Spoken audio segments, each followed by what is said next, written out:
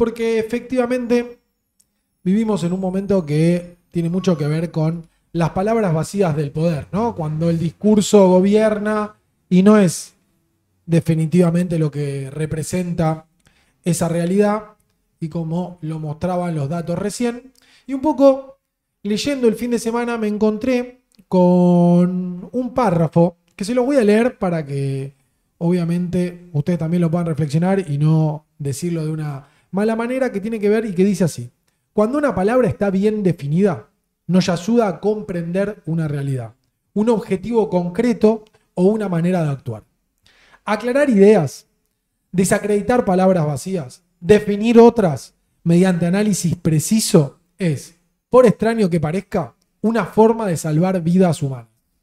Esto es algo que parece sumamente actual y escrito por ahí por alguno de nosotros luego de este programa, pero no. Es algo que se escribió en 1937 en un libro que se llama El poder de las palabras por una pensadora y filósofa que se llamaba Simone Weil, que era francesa y que obviamente venía un poco de todas estas discusiones que se dieron en la Segunda Guerra Mundial, una persona que escribió y pensó obviamente por los derechos de las mujeres, por el feminismo, pero también profundamente en contra del fascismo, del nazismo, de los populismos, de todos esos ismos que fueron dando vuelta a lo largo de la historia de la humanidad, y planteaba un poco que obviamente las palabras no son neutras, que tienden a confundir, que tienden a manipular, que tienden a justificar injusticias cuando las palabras no están definidas o no son claras. Cuando dejan de tener sentido, dejan de describir la realidad y empiezan a funcionar como propaganda y no como esta idea de descripción. Cuando no se definen bien los conceptos, hay una búsqueda de una falta de intelectualidad, pero también hay una falta de responsabilidad ética al no querer definirlos. Y un poco ese lenguaje político deformado, esos eufemismos, esos eslogans, la verdad que lo que buscan es crear esta idea de obediencia ciega, de facilitar la opresión.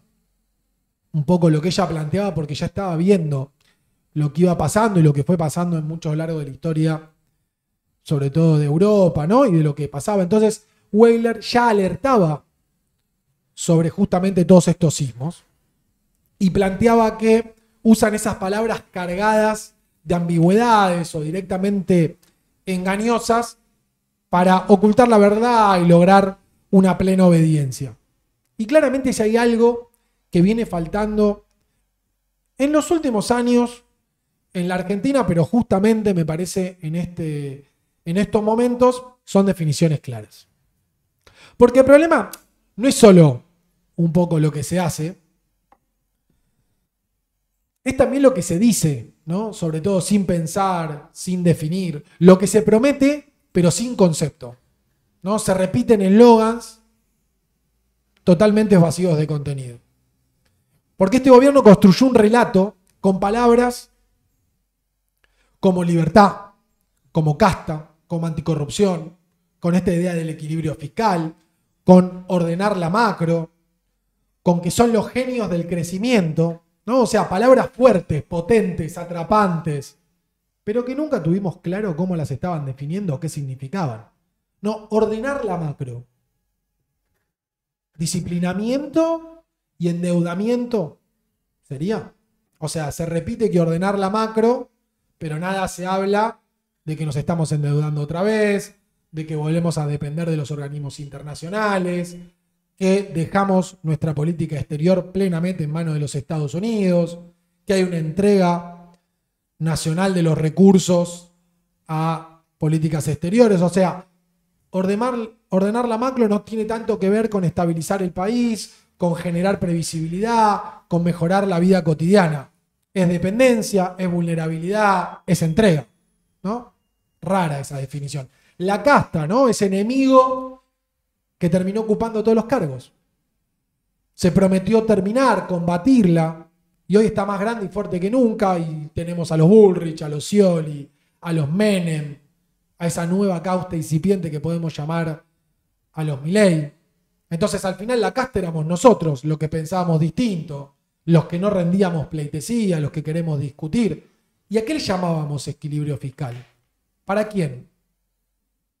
Si hace poco vimos en noticias como ayer que hubo un aumento del 26 millones de pesos para la CIDE, ¿no? Ahí hay presupuesto, pero al mismo tiempo decretos que congelan el bono para los jubilados, que no hay recurso para las universidades. O sea que atrás de esa idea de equilibrio hay una idea de abuso, de cercenamiento de derechos. No hay una definición clara, ¿no? Y la libertad como eslogan libertario de disciplinamiento cotidiano, porque después lo que vemos es violencia discursiva, es hostigamiento a quien piensa distinto, es persecución simbólica, es un clima de intimidación permanente y de ensobrados. Entonces, la libertad como concepto noble es muy asequible y todas la perseguimos, pero cuando no se define, se puede dar incluso a la justificación de injusticias, de perseguimientos, y ni hablar de lo que tenía que ver con la anticorrupción, ¿no? Que nos prometieron estas investigaciones, pero que estamos viendo permanentemente escasos casos de corrupción propia del Estado, una total similitud con lo que pasaba con los negocios kirchneristas. Tenemos el caso Libra, tenemos las coimas del 3%, tenemos todo lo que está pasando con la agencia de discapacidad, ahora profundizado también por ahí en otros segmentos que no tienen que ver con el gobierno, con los contratos dudosos. Entonces, esta idea del combate a la corrupción también está mal definida, porque lo que ellos querían era quedarse con un pedazo de ese gobierno, como terminó, y con un pedazo de ese negocio, como terminó diciendo el presidente en público. Y ese crecimiento, otra palabra que es un poco hoy se usa para tapar lo que sucede en la economía real, ¿no? Es un concepto que está alejado de este crecimiento, de este presidente que era un fenómeno del crecimiento con o sin dinero, pero que hoy vemos que noticias permanentemente hablan del cierre todos los días de empresas, de un aumento del desempleo, de un aumento de los despidos, de un aumento de las cesantías, de una industria que está operando por debajo del 50% de sus capacidades, por un consumo que está plenamente derrumbado. Entonces, hablar de crecimiento sin hablar de esta idea de desarrollo es vaciar también esa política, ¿no? Es vaciar ese concepto y no tener definición, porque obviamente crecimiento no es simplemente que cierren las variables en un Excel, ni que mejore simplemente un índice financiero, sino me parece que tenemos que hablar de poder generar desarrollo que implique trabajo, implique inversión, implique productividad, innovación. Esta idea de agregar valor que siempre tuvo el sistema capitalista parece no aparecer por ningún lado en estas definiciones. Por eso me parece que en definitiva hoy, más que nunca, lo que tenemos que tratar de volver a hacer es de volver a definir estas palabras, ¿no? Porque en definitiva, si no logramos darle una definición a la libertad, otros la van a usar para justificar el autoritarismo y la violencia. Si no definimos y nos ponemos de acuerdo en esa matriz del equilibrio fiscal, los van a usar para ajustar, para generar presupuestos en inteligencia, en investigarnos y sostener privilegios. Si no nos ponemos de acuerdo en cómo construir y definir quién es la casta, van a seguir gobernando lo mismo de siempre, que se esconden atrás de los Bullrich, de los Scioli, de los Menem, mientras sufren los jubilados. Si no podemos lograr y conceptualizar realmente la corrupción, eso va a enmascarar un discurso que parece moral, mientras negocia coimas, contratos y sobreprecios. Y si no definimos cómo vamos a ordenar la macro, cómo va a tener la Argentina ese futuro que todos queremos, va a ser un sinónimo de endeudamiento, de entrega geopolítica, de entrega de intereses nacionales. Y si no definimos, en definitiva, la conjunción de crecimiento y desarrollo, esa palabra la van a maquillar para que haya cierre de empresas, despidos, deterioro de la economía real, falta de derechos laborales. Entonces ahí me parece que Simone Weil tenía razón. Definir las palabras y los conceptos salva vidas. Porque las palabras ordenan la realidad. Porque las palabras marcan prioridades. Porque las palabras le dan nombre y construcción al poder. Porque las palabras dicen, sin margen de duda, qué futuro imaginamos y qué país estamos dispuestos a construir entre todos.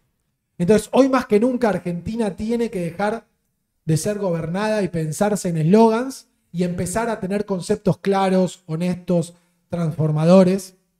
Y tiene que volver a pensar qué país quiere ser.